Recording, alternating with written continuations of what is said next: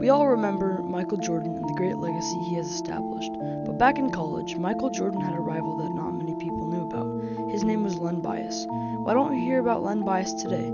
Come with me to learn about one of the NBA's biggest tragedies.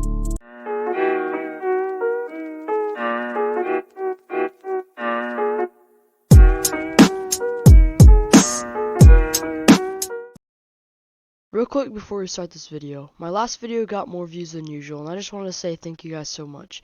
Also, my goal is to get monetized by getting 1K subscribers plus 4K watch hours, so if you don't mind supporting the channel, it's the best investment you'll ever make.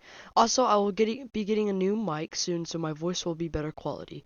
I'm recording on a gaming mic right now, so it doesn't sound the best, but anyways, let's get on to the video.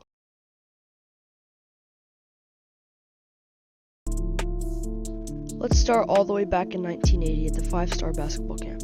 Michael Jordan and Len Bias were both invited to the camp and both came into the camp relatively unknown. After the camp, they kept in touch with each other and even became friends. Len Bias ended his high school career as a high school parade All-American and a 2-time consensus All-American, just to name a few awards. When college signing day finally came, Michael Jordan signed to UNC, his hometown college. On the other hand, Len Bias signed to Maryland, which was also his hometown college. The stage was set for both of these stars to shine to the fullest. Before we go any further, I will talk about Len Bias as a basketball player. Len Bias was a 6'8" forward with raw talent and a posterizing playstyle that drew resemblance to Shawn Kemp. Anyway, in his first season at Maryland, he averaged 7.1 points per game, 4.2 rebounds per game, and 0.7 assists per game while shooting 63.3% from the free throw line. His freshman season was obviously underwhelming, and that really showed when he and Michael Jordan first played each other on February 12, 1983. And trust me, it wasn't good. Michael Jordan was on fire the entire game and ended with 21 points in a Tar Heel victory, and Bias only had 11 points in a measly performance. This season was the turning point when MJ and Bias weren't just friends anymore, they were rivals. The next season, Bias transformed from a role player coming off the bench to a superstar, averaging 15.3, 4.5, and 1.5, plus shooting 76.7% from the free throw line. 11 months after his encounter, they were set to face off again, and Bias came ready. In one of the most hyped college showdowns, both players didn't disappoint. Surprisingly, Len Bias outscored Jordan, and later in the season, Bias led Maryland to an ACC championship while winning tournament MVP. If you couldn't tell already, this was a legitimate rivalry. Jordan kept his end of the bargain by leading UNC to a perfect undefeated season and winning just about every college award possible. And their final matchup was on February 19th, 1984.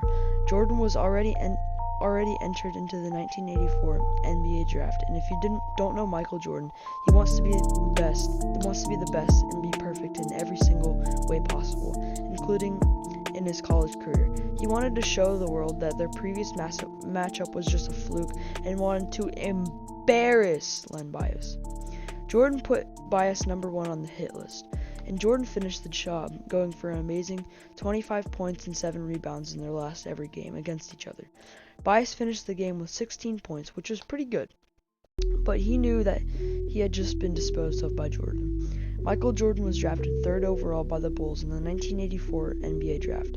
Michael Jordan won Rookie of the Year and was dominating the NBA and was quickly established as one of the best up-and-coming stars. Meanwhile, because Michael Jordan left, Len Bias had the entire stage to himself and didn't disappoint.